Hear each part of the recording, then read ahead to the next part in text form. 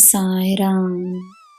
ನನ್ನ ಮುದ್ದಿನ ಮಗುವೆ, ನ್ಯಾಯವಾಗಿ ನೀನು ಮಾಡುವ ಎಲ್ಲ ಕಾರ್ಯಗಳಿಗೆ ನನ್ನ ಬೆಂಬಲ ಖಂಡಿತವಾಗಿಯೂ ಇದೆ.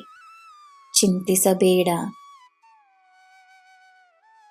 ತನ್ನ ಕಾರ್ಯದಲ್ಲಿ, ತನ್ನ ಉದ್ದೇಶದಲ್ಲಿ ನಿನಗೆ ಸಂದೇಹ ಬೇಡ. ನೀನು ಕೈಯಿಗೆ ತೆಗೆದುಕೊಂಡಿರುವ ಕಾರ್ಯ ಕೇವಲ ಕಾರ್ಯ ಮಾತ್ರವಲ್ಲ, ಅದೊಂದು ಸಂಕಲ್ಪ. ನಿನ್ನ ಪೂರ್ಣ ಮನಸ್ಸನ್ನು, ಪೂರ್ಣ ಗಮನವನ್ನು ನೀಡು. ನಿನ್ನ ಬೆಳವಣಿಗೆಯಾಗುತ್ತದೆ.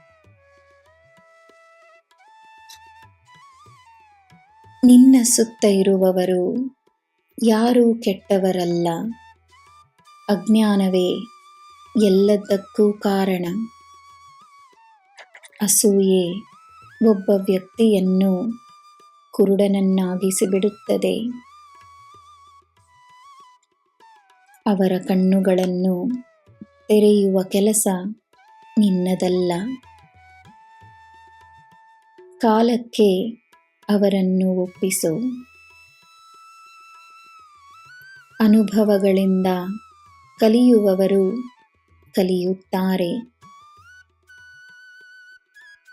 ತನ್ನ ಮೇಲೆ ನಿನ್ನ ಗಮನವನ್ನು ನೀನು ಹೆಚ್ಚಿಸಿಕೊಂಡರೆ ನೀನೇ ಸಕಾರಾತ್ಮಕತೆಯ ಮೂರ್ತಿಯಾಗುವೆ.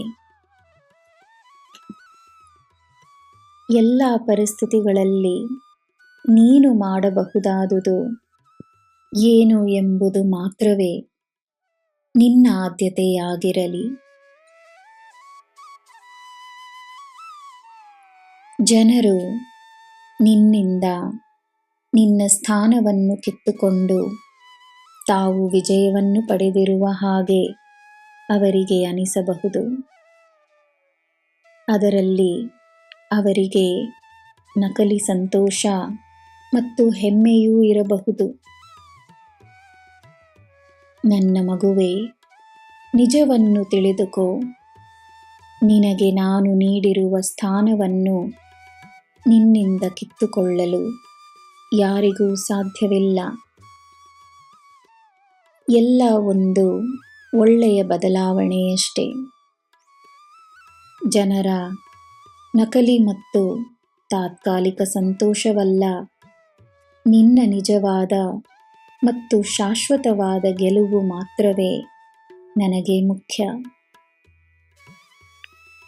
ತನ್ನ ಮೇಲೆ, ನನ್ನ ಮೇಲೆ ದೃಢವಾದ ನಂಬಿಕೆಯನ್ನು ತೋರಿಸು. ನಿನಗೆ ಎಲ್ಲ ಶುಭವೇ. ಜೈ ಸಾಯಿರಾಮ್.